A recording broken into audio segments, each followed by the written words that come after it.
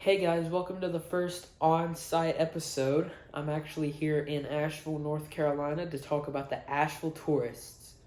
Who changed the... Okay, fine. I'm not actually in North Carolina. I'm in my bedroom. That's kind of frustrating. Well, anyways, let's just get to the video. Alright guys, sorry if I sound kind of sick right now. It's because I'm kind of sick right now, and that's why I sound kind of sick right now. I'm going to quit rambling on why I sound kind of sick right now, and just get on to the video. The Asheville Tourists. It's a great name, but what is a tourist? I'm just kidding. Alright, we're going to get some of the basic stuff out of the way. So the Asheville Tourists are the High A affiliate of the Astros, and they play in Asheville, North Carolina, like I mentioned before.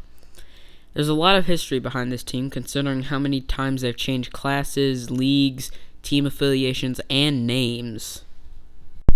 The Tourists also have two mascots, Ted E. Tourist and Mr. Moon, and they also play at McCormick Field, which we'll talk about later.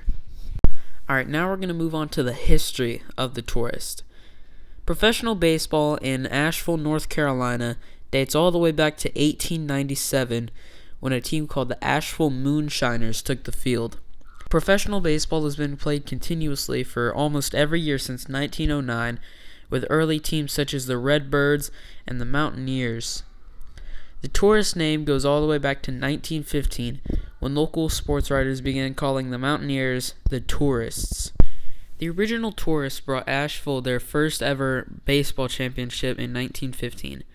They continued playing in the Class D North Carolina State League until 1917 when the league suspended operations due to World War I. In 1924, the Asheville Skylanders started playing in the South Atlantic League. However, they would soon adopt the Tourist nickname. They played in the South Atlantic League until 1930 when they jumped to the Piedmont League, where they played for 2 seasons before folding. In 1934, the Columbia Sandlappers moved to Asheville, taking up the Tourist name. This incarnation won the 1939 Piedmont League Championship. However, the league suspended operations in 1942 due to World War II.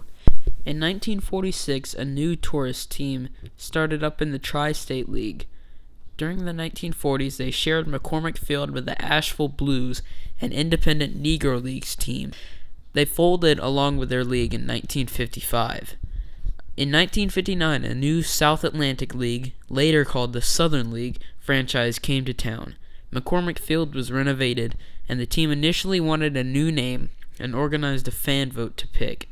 However, fans voted overwhelmingly to keep the Tourist nickname. The team won 2 league titles in 1961 and 1968. In 1968, the Tourists won the Southern League Championship under Hall of Fame manager Sparky Anderson, who went on to manage the Reds and Tigers during his 26 years in the MiLB. In 1972, Asheville became affiliated with the Baltimore Orioles MiLB team.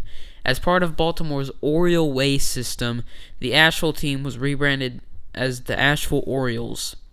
If you don't know what the Oriole Way system was, basically it was where all the minor league affiliates of the Orioles were also called the Orioles. The current Tourists came to be as an expansion team in the Western Carolinas League as a Rangers affiliate. In 1982, they would become the High A affiliate of the Astros, then they would become the affiliate of the Rockies in 1994, then go back to an Astros affiliate starting in 2021.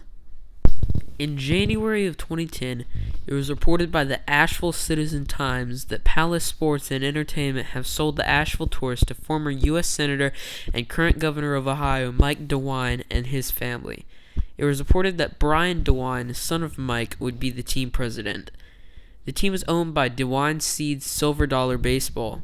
Governor DeWine has a 32% stake in the team but does not play a role in management. Alright, now we're going to move on to a new section called the Alumni of whatever team that we're talking about.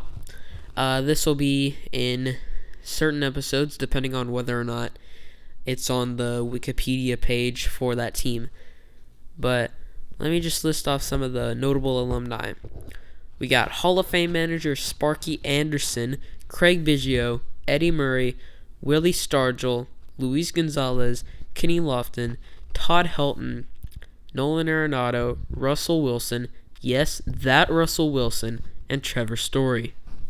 Alright guys, you know what it's time for? It's time to go into the stadium.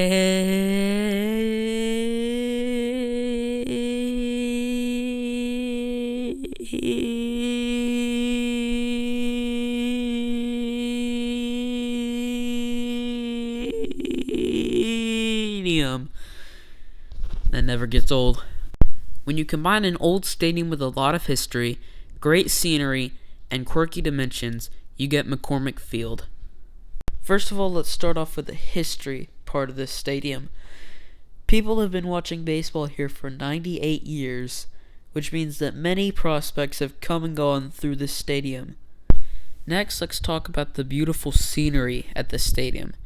I mean, just look at those beautiful hills covered in all those trees and the bleachers to a nearby soccer field. Very interesting. Now we're going to talk about the quirky dimensions at McCormick Field. First off, right field is only 297 feet, and the wall over there is 36 feet tall. By the way, that's only 1 foot shorter than the Green Monster at Fenway Park. And the deepest part of the entire stadium is only about 390 feet. So, needless to say, this ballpark sees home runs leave the stadium often. You know, I wonder if they have somebody retrieve all of those home run balls that go into the trees. You never know. Alright guys, thanks for watching this video. Tune in next time where we talk about the Augusta Green Jackets. Goodbye.